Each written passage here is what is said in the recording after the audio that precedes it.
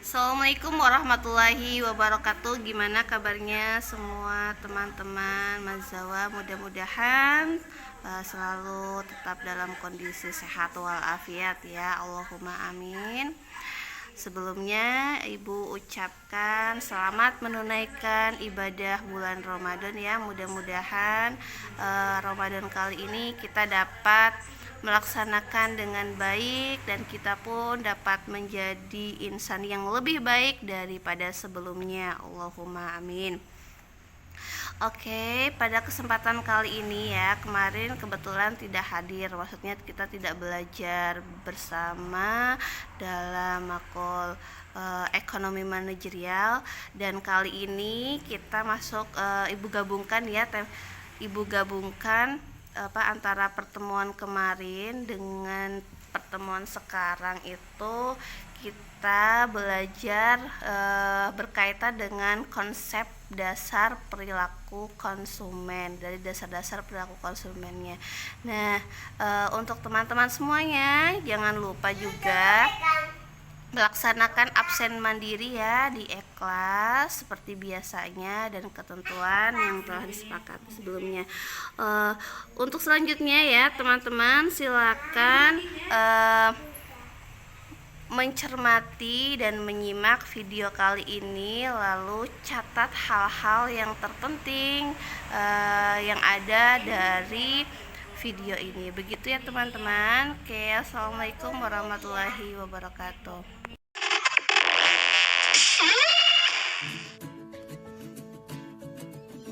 Assalamualaikum warahmatullahi wabarakatuh. Apa kabar semuanya? Sehat selalu bukan? Selamat datang kembali di ruang belajar. Pada kesempatan kali ini kita akan belajar bersama tentang teori perilaku konsumen. Pada video pembelajaran kali ini kita akan membahas tentang definisi. Apa itu teori perilaku konsumen? Selain itu, pembahasan akan dilanjutkan untuk memahami bagaimana perilaku konsumen yang rasional dan bagaimana perilaku konsumen yang bertindak secara irasional. Kemudian, video pembelajaran ini akan menyajikan tentang faktor yang mempengaruhi perilaku konsumen. Kemudian video pembelajaran diakhiri dengan pembahasan tentang teori nilai guna yang dilanjutkan dengan teori nilai guna kardinal dan teori nilai guna ordinal.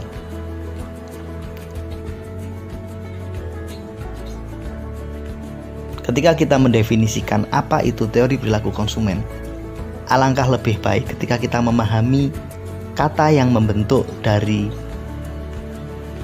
kata teori perilaku konsumen. Teori perilaku konsumen terbentuk dari 3 kata, yakni pertama teori, yang kedua perilaku, yang ketiga konsumen. Dengan mendefinisikan masing-masing kata tersebut, kita akan mendapatkan gambaran yang lebih utuh tentang pengertian teori perilaku konsumen. Teori merupakan sebuah landasan berpikir atau kerangka konseptual yang mendasari seseorang memahami sebuah fenomena atau realita. Sedangkan perilaku merupakan sebuah proses bertindak yang nyata, yang ditunjukkan dan terwujud, dapat dilihat dan dapat dipahami. Sedangkan konsumen merupakan individu atau kelompok yang melakukan kegiatan konsumsi, yang melakukan kegiatan mengurangi nilai guna barang atau jasa. Dengan menggabungkan 3 definisi tersebut, dapat kita pahami secara utuh bahwa teori perilaku konsumen memiliki definisi sebagai berikut.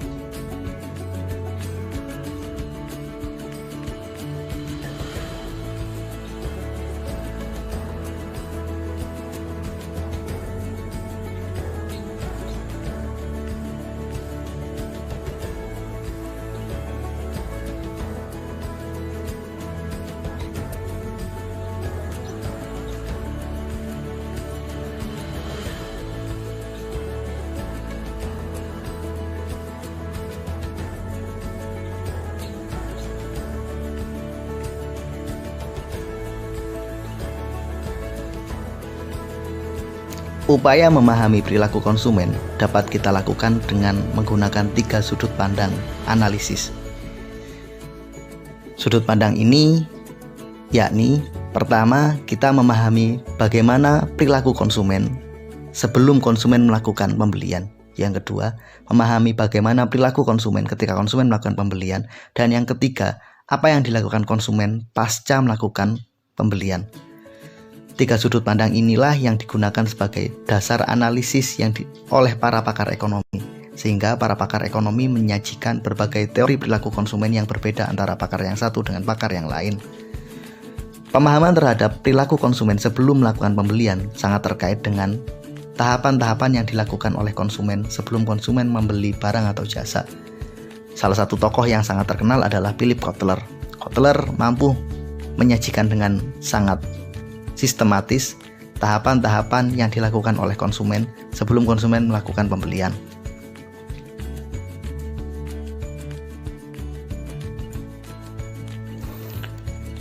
Pembahasan tentang perilaku konsumen dari aspek pasca pembelian sangat terkait dengan bagaimana perilaku konsumen setelah konsumen membeli sebuah barang atau jasa.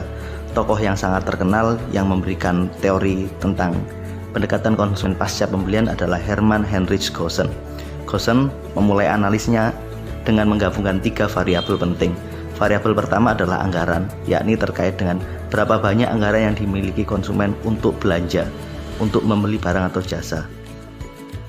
Kemudian faktor berikutnya terkait dengan kuantitas atau berapa banyak jumlah barang atau jasa yang dapat dibeli oleh konsumen dan bersedia dibeli oleh konsumen.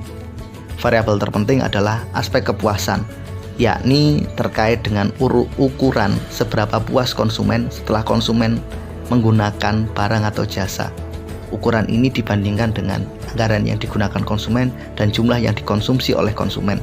3 variabel inilah yang menjadi landasan analisis Goosen, sehingga Goosen mampu menghasilkan sebuah hukum yang sangat terkenal, yakni hukum Goosen, dan kemudian dijadikan sebagai analisis teori nilai guna, yakni nilai guna ordinal dan kardinal.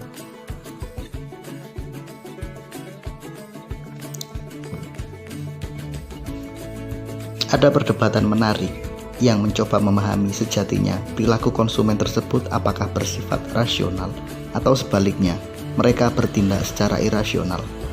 Para pakar ekonomi tidak dapat menentukan dengan pasti apakah konsumen bertindak sebagai individu yang rasional ataupun sebagai individu yang irasional. Namun demikian, yang bisa dipastikan adalah seseorang terkadang bersikap dan bertindak secara rasional. Namun di sisi yang lain, para konsumen justru bersikap sebaliknya. Mereka bertindak sebagai konsumen yang irasional.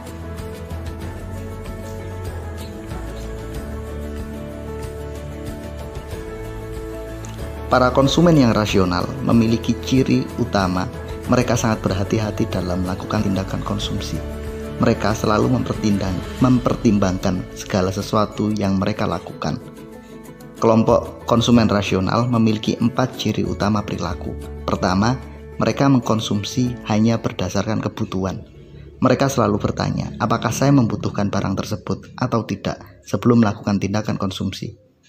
Ciri kedua, kelompok konsumen rasional selalu berupaya melakukan optimalisasi value. Artinya, tindakan konsumsi hanya dilakukan untuk mendapatkan manfaat terbaik. Mereka tidak melakukan tindakan konsumsi yang sia-sia. Terkait dengan harga, kelompok konsumen rasional sangat berhati-hati. Mereka selalu melakukan perbandingan harga untuk mendapatkan harga terbaik. Begitu juga dengan kualitas. Mereka selalu ingin mendapatkan barang dengan kualitas terbaik dan harga terbaik. Keempat, ciri ini menjadi ciri yang melekat pada kelompok konsumen yang bertindak dan perilaku secara rasional. Selain kelompok konsumen rasional, ada juga kelompok yang bertindak secara irasional. Konsumen yang bertindak secara irasional memiliki 3 ciri yang sangat menonjol. Ciri pertama adalah kelompok konsumen ini cenderung melakukan konsumsi dikarenakan oleh pengaruh orang lain. Setiap tindakannya karena ingin meniru dan mengikuti apa yang dilakukan oleh orang lain. Faktor kedua, mereka mengkonsumsi segala sesuatu berdasarkan keinginan mereka dan gengsi mereka. Mereka tidak pernah peduli apakah mereka membutuhkan barang tersebut atau tidak, apakah barang tersebut bermanfaat ataupun tidak. Intinya, gengsi nomor 1. Promosi menjadi hal penentu kegiatan konsumsi mereka. Terkadang mereka tidak butuh, tapi karena promosinya menarik, mereka akan membeli. Inilah salah satu ciri konsumen yang irasional.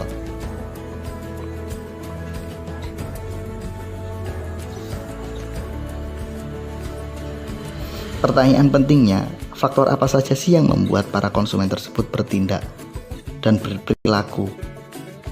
Ada 4 faktor penting. Yang pertama, faktor sosial, yakni terkait dengan keberadaan lingkungan sosial orang-orang terdekat yang berada di lingkungan konsumen. Mereka inilah yang mempengaruhi perilaku konsumsi seseorang. Yang kedua, faktor kultural. Adat istiadat, budaya yang ada di sekitar mereka punya pengaruh besar terhadap perilaku konsumsi seseorang. Faktor ketiga yakni faktor personal, terkait dengan aspek internal yang ada pada diri seseorang. Misalnya terkait dengan jenis kelamin, usia, tingkat pendidikan, pekerjaan, dan lain sebagainya. Faktor keempat, psikografis, yakni terkait dengan aspek psikologi seseorang, suka tidak suka, selera, dan pola hidup yang lainnya.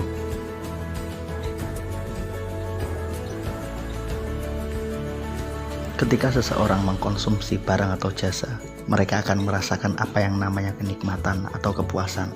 Tingkat kepuasan inilah yang menandakan nilai guna sebuah barang. Nilai guna sebuah barang menunjukkan tingkat kepuasan yang diperoleh seseorang setelah mengkonsumsi barang atau jasa. Nilai guna barang atau jasa dipersepsikan berbeda antara satu orang dengan orang yang lain. Misalkan, ada 2 orang yang sama-sama makan bakso. Satu orang adalah penikmat bakso, sedangkan satu orang lebih suka soto. Karena mereka memiliki beda selera, maka mereka memiliki persepsi yang berbeda terhadap nilai gunanya. Seorang penikmat bakso akan memberikan nilai semangkok bakso dengan nilai 100, sedangkan bagi mereka yang suka soto, mereka akan memberikan nilai lebih rendah ketika selesai memakan sebuah bakso, yakni 50. Di sini jelas bahwa nilai guna barang atau jasa dipersepsikan berbeda pada setiap orang.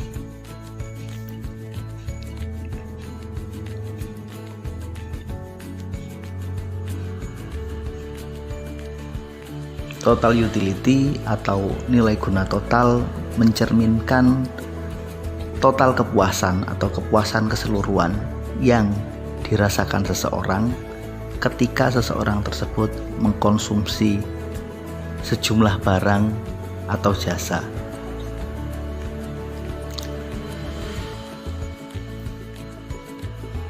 Konsep total utility mencerminkan akumulasi jumlah keseluruhan rasa nikmat yang diperoleh seseorang ketika mengkonsumsi barang atau jasa.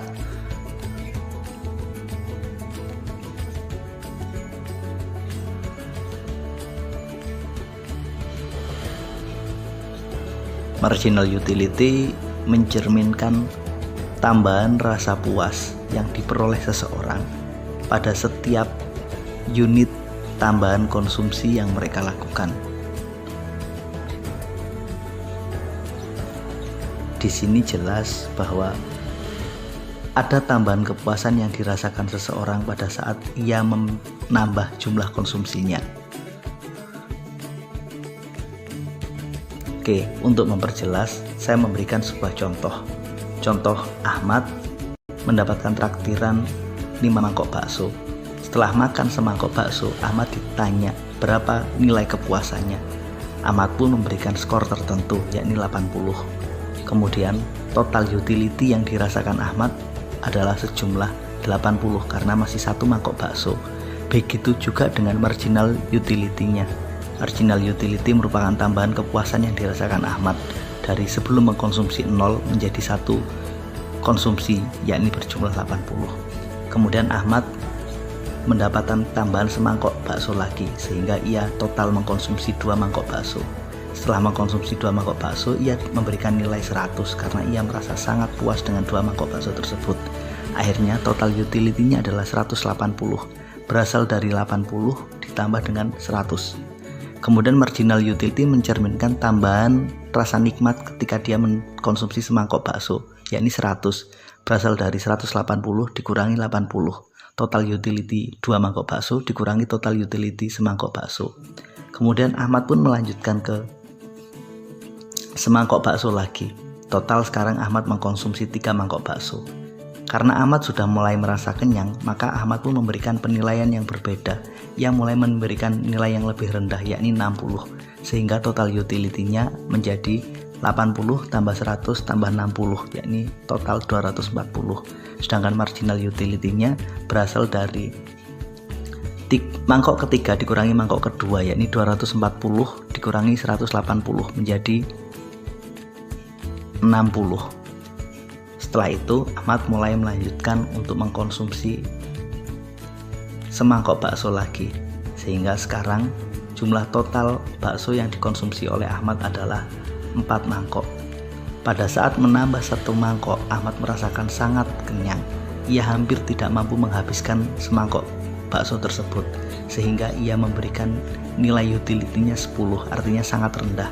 Total utility-nya menjadi 250, berasal dari 240 ditambah dengan 10. Sementara marginal utility atau tambahan kepuasannya juga sangat rendah, yakni dari 60 turun menjadi 10, berasal dari 250 dikurangi 240.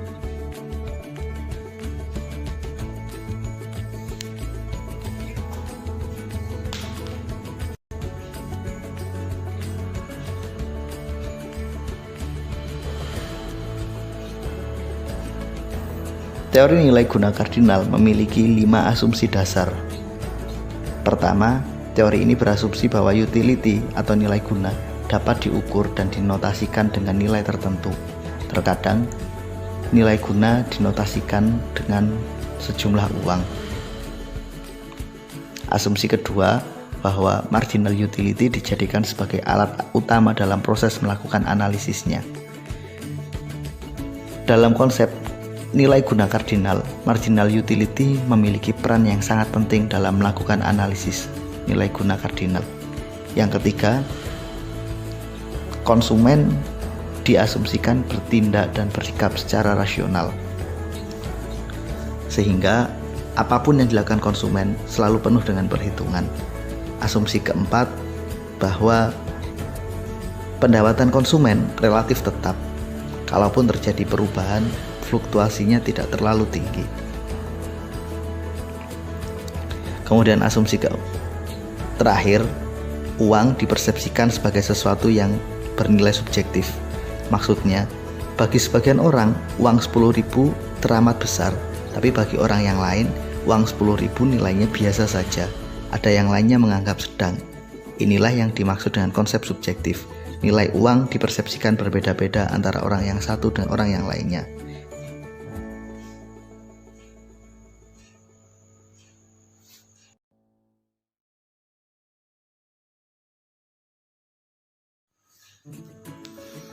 Hukum Gaussian 1 berbunyi bahwa jika seseorang melakukan konsumsi barang atau jasa secara terus-menerus dalam jangka waktu yang panjang, maka tambahan rasa puas atau tambahan kenikmatan yang dirasakan seseorang tersebut semakin lama semakin turun, sampai pada akhirnya mendapatkan kebosanan. Misalkan Anda disuruh makan bakso 5 mangkok. Pada saat makan pertama rasanya senang, makan mangkok kedua rasanya senang, setelah habis 3 mangkok mulai kenyang, dan akhirnya tidak mampu lagi menghabiskan 5 mangkok tersebut. Kita kembali ke contoh ini. Ini adalah contoh yang dilakukan oleh Ahmad tadi. Ahmad diminta menghabiskan 5 mangkok bakso, tapi dia hanya mampu menghabiskan 4 mangkok bakso. Pada saat menghabiskan 1 mangkok bakso, ia memiliki nilai 80, mempersepsikan nilainya 80, sehingga marginal utility-nya juga 80. 2 mangkok bakso, marginal utility-nya masih naik dari 80 menjadi 100. Pada saat menghabiskan 3 mangkok bakso, ia mulai kekenyangan, akhirnya marginal utility-nya mulai turun, dan 4 mangkok bakso, ia sudah benar-benar kekenyangan. Di sini nampak jelas bahwa Ahmad tidak mampu lagi mendapatkan kenikmatan ketika dia mengkonsumsi bakso sebanyak 4 mangkok.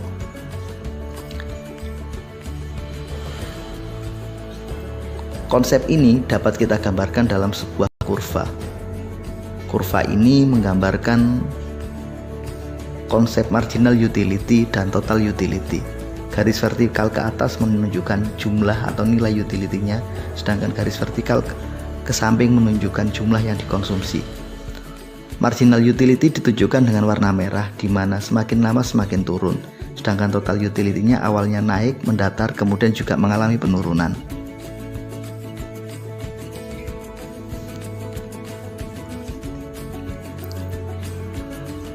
Hukum Gaussian kedua lebih membahas tentang pola perilaku konsumen yang mengkonsumsi berbagai aneka barang atau jasa. Mereka tidak hanya mengkonsumsi satu barang, tapi dalam satu waktu mereka mengkonsumsi lebih dari satu barang. Namun demikian, mereka harus memikirkan kombinasi terbaik karena mereka memiliki keterbatasan anggaran untuk membeli atau mengkonsumsinya. Oleh karena itu, hukum Gaussian 2 berbunyi bahwa konsumen akan mengkonsumsi kombinasi barang atau jasa dengan intensitas atau dengan jumlah atau nilai yang sama. Karena mereka memiliki keterbatasan uang, maka mereka harus mencari nilai yang sama.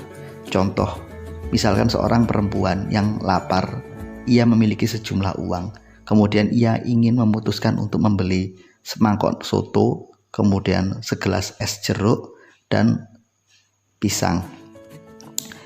Wanita tersebut mempersepsikan nilai soto dengan nilai tertentu. Soto dipersepsikan memiliki nilai 100, es jeruk juga dianggap memiliki nilai 100, dan pisang dianggap memiliki nilai 90. Soto memiliki nilai 100 karena ia merasa sangat lapar.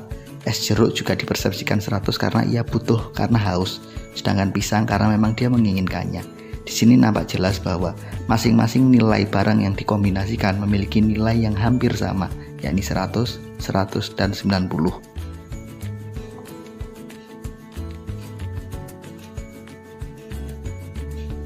Oke, sekarang kita lanjut pada pembahasan berikutnya, yakni membahas tentang teori nilai guna ordinal. Teori ini berasumsi bahwa kepuasan tidak dapat diukur, sangat berbeda dengan teori nilai guna kardinal. Yang kedua, konsumen dianggap memiliki anggaran atau punya uang yang cukup. Dan kemudian teori ini juga berasumsi bahwa konsumen memiliki beberapa alternatif pilihan yang dapat dikonsumsi. Dan konsumen konsisten dengan pilihan yang dia miliki. Dan asumsi terakhir bahwa konsumen bertindak secara rasional. Sangat berbeda dengan konsep teori kardinal. Teori ini tidak menggunakan ukuran-ukuran subjektif dalam menilai kepuasan seseorang. Kepuasan seseorang tidak tergantung pada ukuran subjektif, melainkan tergantung pada anggaran yang dimiliki dan kombinasi terbaik yang dipilih. Sebagai contoh, seseorang memiliki uang misalkan 500.000. Kemudian ia ingin membeli celana dan juga ingin membeli kaos. Kemudian ia punya beberapa alternatif. Alternatif F, ia membeli 2 celana dan 4 kaos. Kemudian alternatif D, ia membeli 4 celana dan 2 kaos. Alternatif ini dapat kita gambarkan dalam sebuah kurva. Kurva tersebut menggambarkan satu pola pilihan antara F dan D. Kurva tersebut kemudian kita kenal dengan konsep indifferent curve. Indifferent kurva merupakan sebuah kurva yang menggambarkan kombinasi pemenuhan kebutuhan yang memberikan nilai kepuasan yang sama. Kombinasi-kombinasi tersebut dianggap memiliki kepuasan yang sama. Ini adalah gambar dari indifferent curve tersebut. Ada garis ke atas, vertikal adalah celana, sedangkan yang horizontal adalah kaos. Ada alternatif D yang memiliki 4 celana dengan 2 kaos, sedangkan di sisi yang lain ada alternatif lain, yakni alternatif F.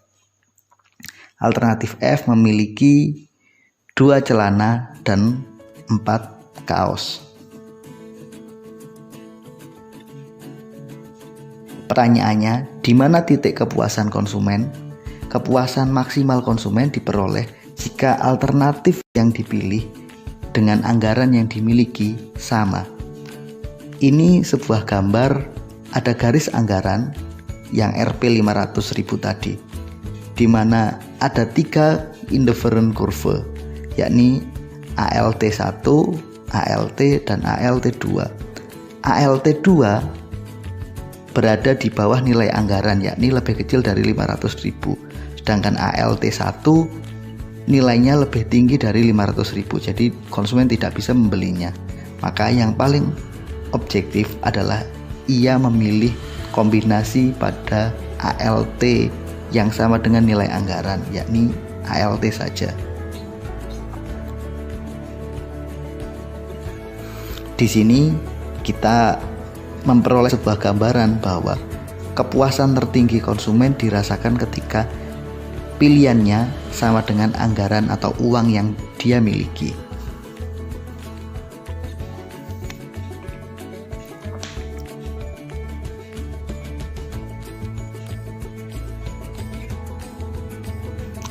Demikian pembahasan dari penjelasan teori perilaku konsumen pada kesempatan kali ini. Terima kasih. Assalamualaikum warahmatullahi wabarakatuh.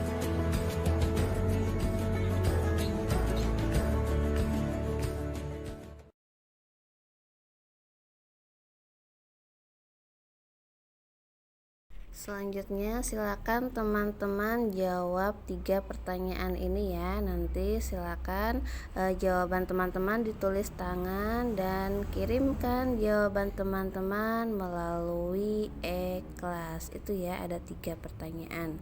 Pertanyaan pertama, apa yang Anda pahami tentang teori konsumen? Selanjutnya, apa yang Anda pahami tentang konsumen rasional dan konsumen irasional? Selanjutnya pertanyaan ketiga ini, bagaimana cara kita agar menjadi konsumen yang rasional? Ya, silakan teman-teman jawab pertanyaan tersebut, ditulis di kertas, lalu difoto dan ubah dalam bentuk PDF, kirim melalui e-kelas. Begitu ya teman-teman.